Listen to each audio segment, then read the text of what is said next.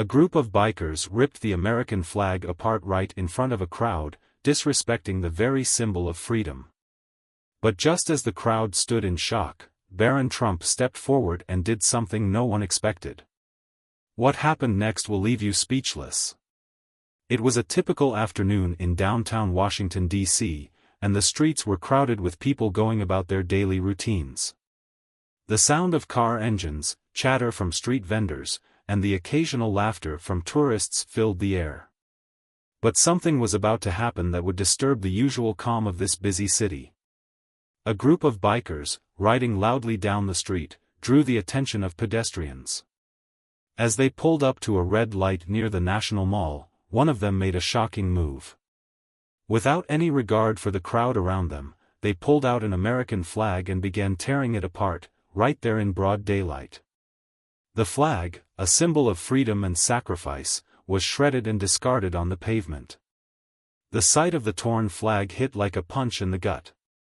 The people nearby stood frozen for a moment, trying to process what they had just seen. Some shook their heads in disbelief, others whispered to each other, and a few even mumbled words of anger.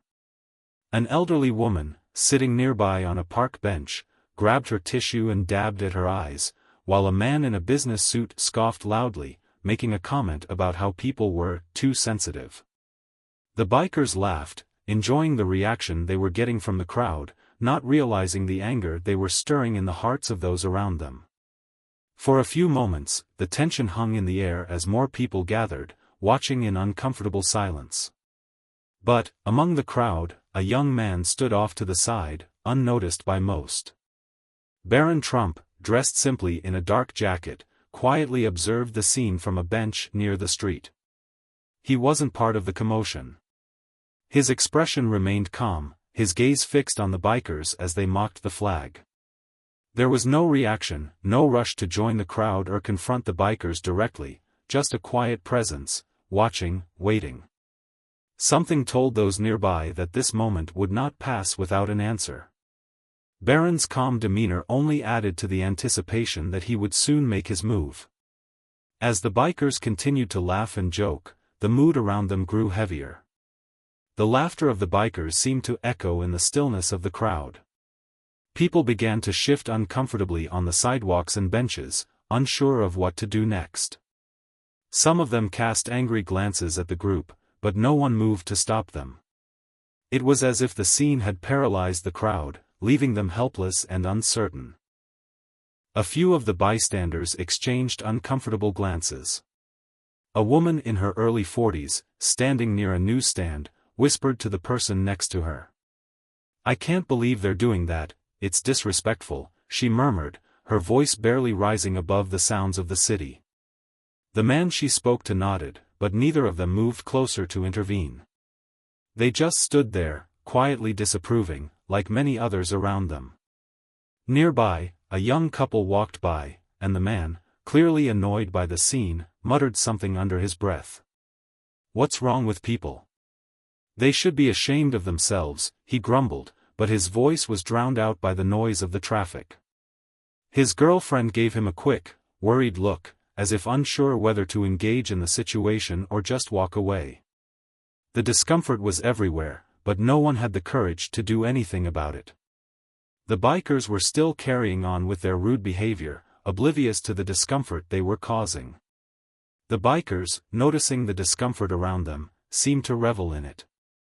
One of them looked around, spotting a man in a sharp suit walking down the street, and with a smirk on his face, he called out, "Hey, what are you looking at, old man? You got a problem?" The man in the suit, who had been quietly passing by, turned sharply and looked at the biker, his face flushed with frustration. "I don't have time for this," the man muttered, brushing past him and quickening his pace. "Typical," the biker sneered, and the others joined in with laughter.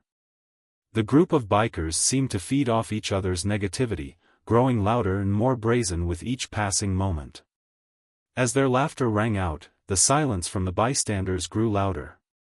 It wasn't that they agreed with the bikers' behavior, they were simply too stunned or afraid to say anything. The discomfort was palpable. No one had expected such an event to happen, and now they were unsure how to handle it. Barron, sitting off to the side, felt a knot form in his stomach. He could feel the tension in the air, the discontent rippling through the crowd like an electric current. He glanced around at the others, all of them trapped in their own silence. His gaze landed on the older woman who had been quietly watching from a bench. She dabbed at her eyes with a tissue, her hands shaking slightly. It was clear that the disrespect the bikers were showing the flag was affecting her deeply. Barron could feel the weight of the moment. He stared at the bikers for a long moment, his hands clasped tightly together. Should he get involved? Was it his place? Should he just let it go? The internal conflict churned within him. Barron was used to staying out of the spotlight, to observing and stepping back. But today was different. Today, the flag wasn't just a symbol. It was a message, one that was being torn apart by people who didn't seem to care about the sacrifices made to defend it. He wanted to stand up, to say something, but could he? Would it even make a difference? He could feel the eyes of others on him now, and his decision felt like it was weighing heavily on his shoulders. There was a long pause, and for a moment, the air was thick with anticipation. The sounds of the city faded into the background, and Barron could only hear the laughter from the bikers, the tension building, the anger of the crowd simmering. He could sense the frustration rising in the other bystanders. Would he step up, or would he remain silent? As he sat there, still observing, a middle-aged man approached the group of bikers, his face red with anger. He took a deep breath, gathering his courage, but just as he was about to speak, the biker who had been leading the mocking gestures waved him off with a dismissive hand. "Save it, pal. If you don't like it, you can walk away. Not everyone's here to salute the flag like you," the biker sneered. The man hesitated, his expression conflicted. He opened his mouth to respond, but before any more words were spoken, the discomfort in the crowd seemed to mount even further. The tension was now unbearable. The situation was deteriorating fast. As Barron sat quietly, the growing tension in the air weighed heavily on him. Around him, people shifted uncomfortably, casting disapproving glances but saying nothing. It was as if the crowd had been paralyzed by fear or indecision, unwilling to stand up to the bikers' disrespect. Barron could feel the frustration building within him. How long could this go on without anyone stepping forward? How long could they remain silent? He had always been the quiet observer, content to stay out of the spotlight, but today, something was different. The bikers' actions weren't just a personal attack, they were a slap in the face to the values Barron held dear. The longer the disrespect continued, the more it gnawed at him. Then, one of the bikers made a careless remark, "Who cares about a stupid flag anyway?" Barron's heart skipped a beat. That was the tipping point. He couldn't sit back any longer. With a deep breath, Barron stood. His decision was clear now. He wasn't going to wait for someone else to act. He was going to make a stand, no matter the discomfort, no matter the opposition. Barron Trump would not let this moment pass without doing what was right. Barron's thoughts raced. The people around him, the man trying to intervene, the woman wiping away her tears, how much longer could this go on? How much longer would people? The bikers, who had been brash and loud just moments before, now stood still, caught off guard by Barron's calm demeanor. One of them, unable to mask his defensiveness, scoffed, "What's the big deal, kid? It's just a flag." Barron didn't flinch. He looked the man in the eye and replied, "It's not just a flag. It's a symbol of freedom, of honor, and of those who gave their lives so that people like you and me could live freely. That flag means something, it means more than you could ever understand." The crowd around them had gone silent. People who had been uncomfortable, avoiding the situation, were now watching, their eyes on Barron. The weight of his words hung in the air. He wasn't shouting or making a scene, he was simply speaking the truth, and the silence that followed spoke volumes. Another biker, clearly still unbothered, sneered, "We don't need some lecture. No one cares about that flag. It's just a piece of cloth." Barron's response was measured, but the power behind his words grew. "That piece of cloth," he said, his voice unwavering, "represents the very freedoms we take for granted. It's not about the cloth, it's about what it stands for. The lives of people who sacrificed everything for this country. People who gave up their future, their families, their lives so we could live free."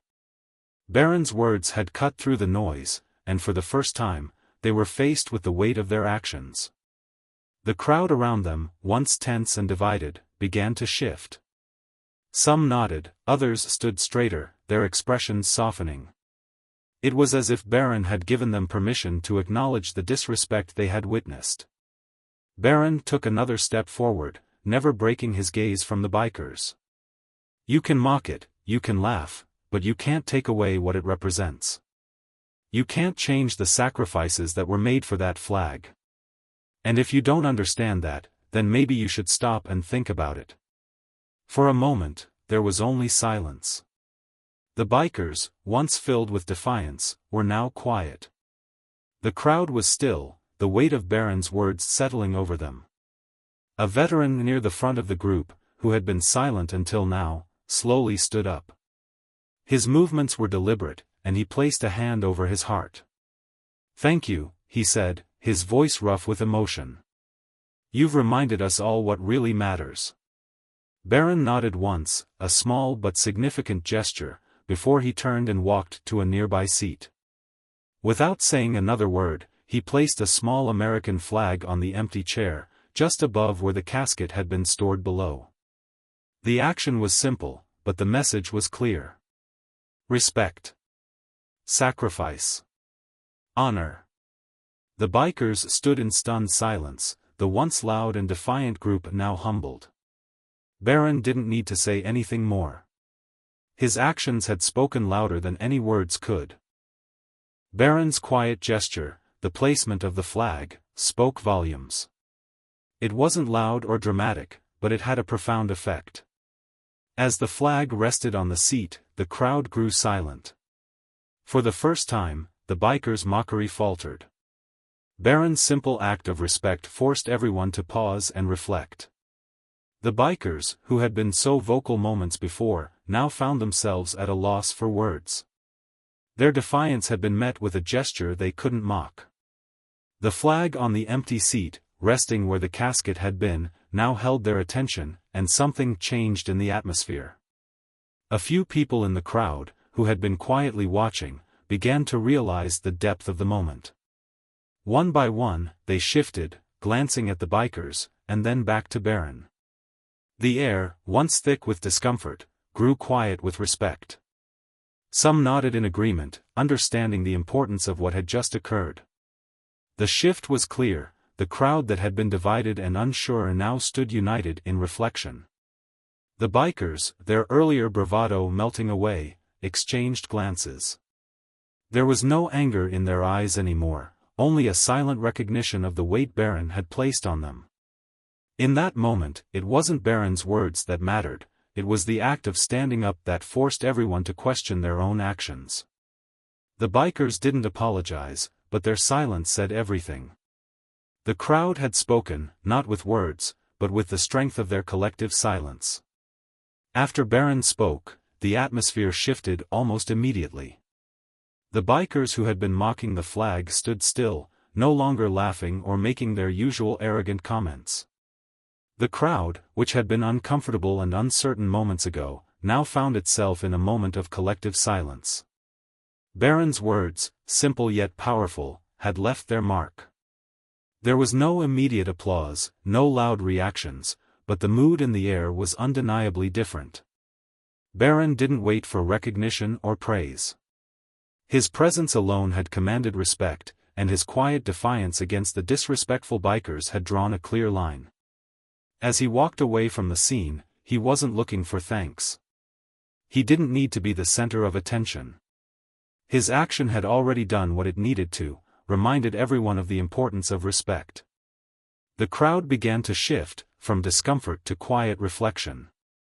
One by one, people in the crowd began to nod or exchange looks, recognizing the weight of Barron's intervention. The veteran who had been sitting nearby, observing in silence, stood up slowly. He walked toward Barron, and with a simple gesture, placed his hand over his heart. "Thank you, son," he said softly, his voice filled with respect. The crowd, once divided, now stood united in the shared understanding of the moment. Some passengers, who had initially muttered in annoyance or frustration, now looked back with visible guilt. One man, who had previously mocked the situation, turned away from the bikers, his expression softening as he realized the depth of the disrespect. His eyes, once filled with defiance, now reflected a growing sense of shame. The bikers, for their part, had nothing more to say. They stood silently, their bravado dissipated in the wake of Barron's words. The tension in the air had finally broken, and what had been a chaotic, disrespectful scene was now one of quiet contemplation. Barron's quiet but powerful stand had done more than just silence the bikers. It had shifted the hearts and minds of everyone present. The crowd, which had once been uneasy and unsure, now stood in shared reflection. They had been reminded of something far greater than their schedules, their frustrations, or their immediate desires. The importance of respect, for the flag, for the fallen, for each other, had been made clear in the simplest and most direct way possible. Barron didn't need to lecture or argue. He didn't need to shout or make grand speeches. His actions spoke for themselves, reminding everyone of the sacrifices made by those who had come before them. As Barron walked away from the scene, the crowd remained still. Some people placed their hands over their hearts, others whispered words of appreciation or regret. The bikers, once the center of the chaos, now stood apart, their earlier arrogance deflated. Barron had given them all a lesson in humility, not by force or anger, but by respecting the values that truly matter. It wasn't just about the flag. It was about recognizing the sacrifices that had been made for the freedoms they often took for granted. Today, Barron showed that respect for others, regardless of background or belief, can change the course of a moment. Take a moment today to reflect on the sacrifices of others, those who gave everything so we could live free. Ask yourself, what can you do to show respect for those who've come before you?